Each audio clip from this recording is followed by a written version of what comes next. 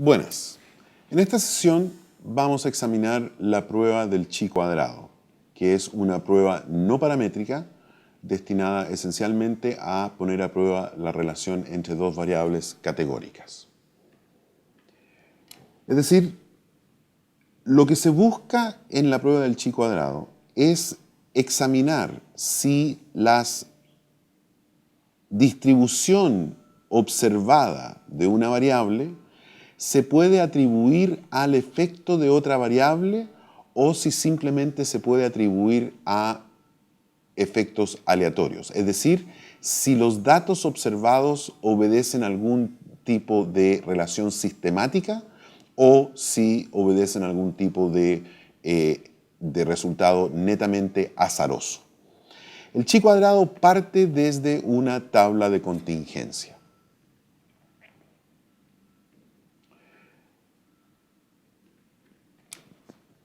La noción de independencia para el chi cuadrado, es decir, cuando yo digo que el resultado es producto de procesos esencialmente azarosos, lo que estoy diciendo es que las dos variables son independientes la una de la otra.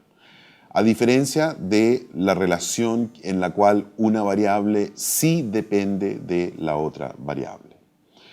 Nosotros entendemos en el contexto del chi cuadrado la independencia estadística de la siguiente manera. Dentro de cada una de las categorías de la primera variable hay proporciones idénticas de la segunda variable. De la otra, o conversamente, cuando dentro de cada una de las categorías de la segunda variable hay proporciones idénticas de la primera variable. En un par de diapositivas más vamos a ver exactamente qué significa esto. La hipótesis nula en la prueba del chi cuadrado es efectivamente esta independencia estadística. Entonces, la prueba de hipótesis en la lógica del chi cuadrado es la hipótesis operacional que sí existe una relación entre las variables, es decir, que son dependientes la una de la otra. Y la hipótesis nula es que no existe relación entre las variables, es decir, que son independientes la una de la otra.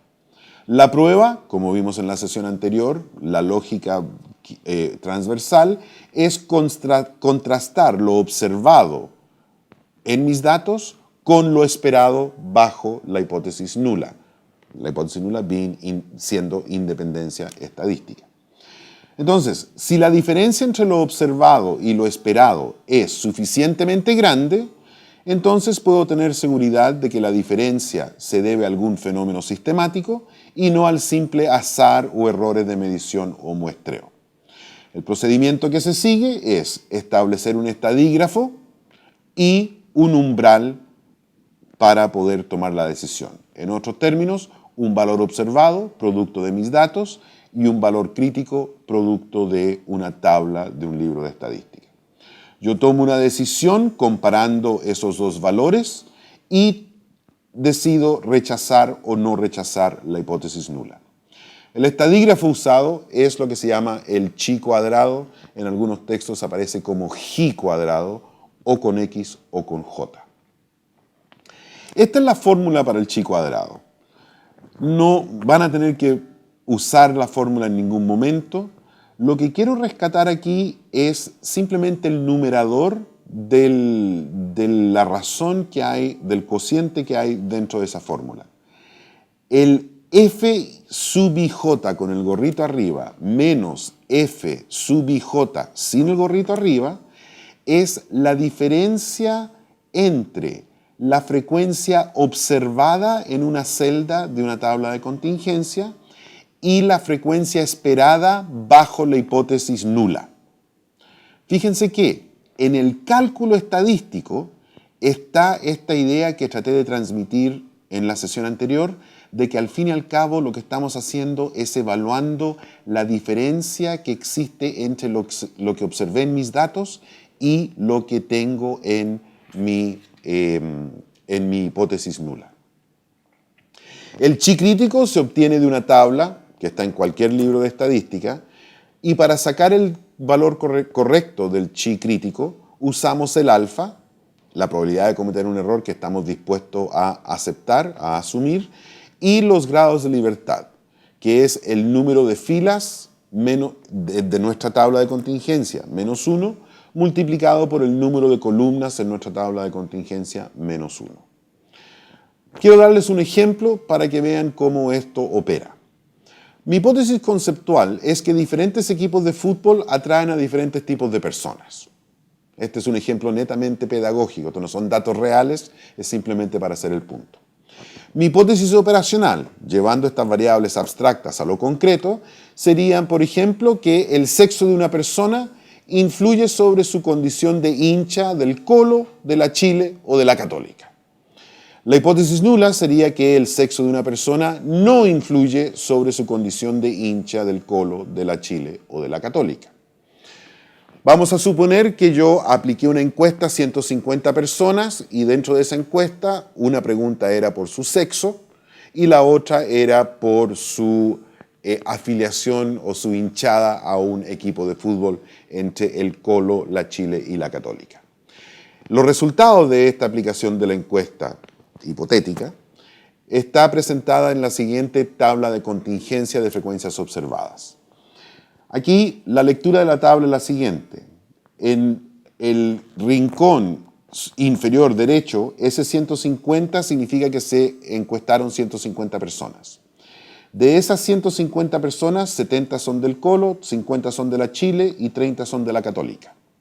De esas 150 personas, 80 son hombres y 70 son mujeres. Esos son frecuencias generales.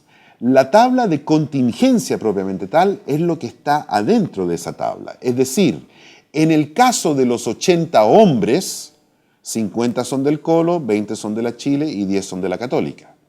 En el caso de las 70 mujeres, 20 son del Colo, 30 son de la Chile y 20 son de la Católica. Fíjense que puedo hacer una lectura horizontal análoga.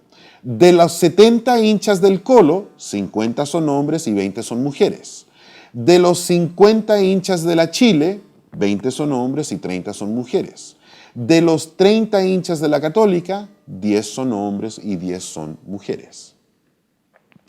Ahora, si yo calculo el porcentaje de fila observado, yo veo que del total de las 150 personas, 53% son hombres y 47% son mujeres. Sin embargo, si examino la distribución de sexo dentro de cada una de las categorías de hinchada, veo que el 71% de los hinchas del Colo son hombres, 29% son mujeres. En el caso de la Chile, 40% son hombres y 60% son mujeres. En el caso de la Católica, 33% son hombres y 67% son mujeres. Es decir, dentro de cada categoría de hinchada, la distribución de la variable sexo es diferente. Es decir, no es la misma. No se olviden que yo había definido independencia estadística como cuando dentro de una categoría o dentro de todas las categorías de una variable se veía la misma distribución de la otra variable. Es decir, bajo la hipótesis nula de independencia, yo esperaría ver esto. Si en el total de mi muestra, de las 150 personas, 53% de las personas son hombres y no hubiese ninguna relación entre las dos variables, yo esperaría que dentro de los hinchas del Colo, el 53% fueran hombres. Que dentro de los hinchas del de Chile, el 53% fueran hombres. Que dentro de los hinchas de la Católica, el 53% fueran hombres. Esto es lo que yo esperaría bajo la hipótesis nula. La diapositiva anterior es lo que yo tengo en mis datos. Entonces, lo que yo tengo en mis datos es diferente de lo que yo esperaría bajo la hipótesis nula. La pregunta ahora es si esa diferencia es suficientemente grande como para rechazar la hipótesis nula o no. Lo primero que tengo que hacer, dado la fórmula que tenía para el chi cuadrado, que tenía la frecuencia observada y la frecuencia esperada bajo la hipótesis nula, es calcular las frecuencias esperadas. En esta diapositiva yo hice el cálculo, no me parece importante que ustedes sepan cómo se hace el cálculo, es relativamente fácil, pero no es tan relevante. Esto es lo que yo esperaría ver en términos de las frecuencias de contingencia, suponiendo que la hipótesis nula es correcta. Entonces, como tengo mi tabla de frecuencias esperadas aquí, y en otra diapositiva anterior tenía la tabla de las frecuencias observadas, yo tengo los elementos necesarios para rellenar la fórmula y hacer el cálculo. En este caso particular, yo apliqué la fórmula, hice todas las sumas, no me voy a detener en la parte matemática, lo importante es la última línea. Mi chi observado, en base a los datos que yo tengo, es 17,68. Ahora, si yo fuese a tomar la decisión usando el formato clásico con las tablas, yo me iría a una tabla de valores del chi y si mi probabilidad de cometer un error que estoy dispuesto a asumir fuese de 5%, el chi crítico sería de 5,99. Es decir, ese es mi umbral. Si yo quisiera estar 99% seguro y por ende asumir una probabilidad de cometer un error de solamente el 1%, ese chi crítico es más alto, es 9,2. Como se pueden imaginar, si yo quiero tener mayor seguridad, la diferencia entre lo observado y lo esperado también tiene que ser mayor. Entonces, dado estos datos, obviamente mi chi observado es mayor que el chi crítico. Y volviendo a la lógica, eso me llevaría a rechazar la hipótesis nula de independencia entre las dos variables. Y como rechazo la hipótesis de independencia, la hipótesis nula de independencia, yo apoyo con un 95% grado de seguridad o un 99% grado de seguridad de que efectivamente sexo e hinchada sí se relacionan entre sí. Ustedes pueden ver también en esta diapositiva de que para cada uno de los chi críticos no solamente definí el alfa, la probabilidad de cometer un error, sino que también definí los grados de libertad. La tabla era de 3 por 2, la fórmula para calcular los grados de libertad es número de filas menos 1 por número de columnas menos 1, 3 menos 1 multiplicado por 2 menos 1 me da 2 por 1, 2 grados de libertad. Le pedí al computador que me hiciera el mismo análisis y el computador me dio un chi cuadrado de 17,6055357. Yo lo hice con pocos decimales, así que no me resultó tan preciso. Y además el computador me arrojó una significancia de 0,00015. Es decir, una probabilidad en 10.000 de cometer un error.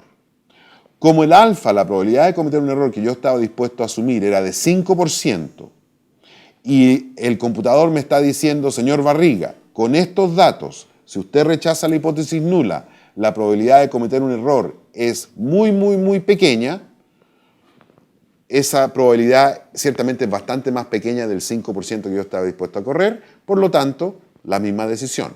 Rechazo la hipótesis nula de independencia y apoyo con un cierto grado de confianza, de seguridad, de que efectivamente sexo e hinchada se relacionan.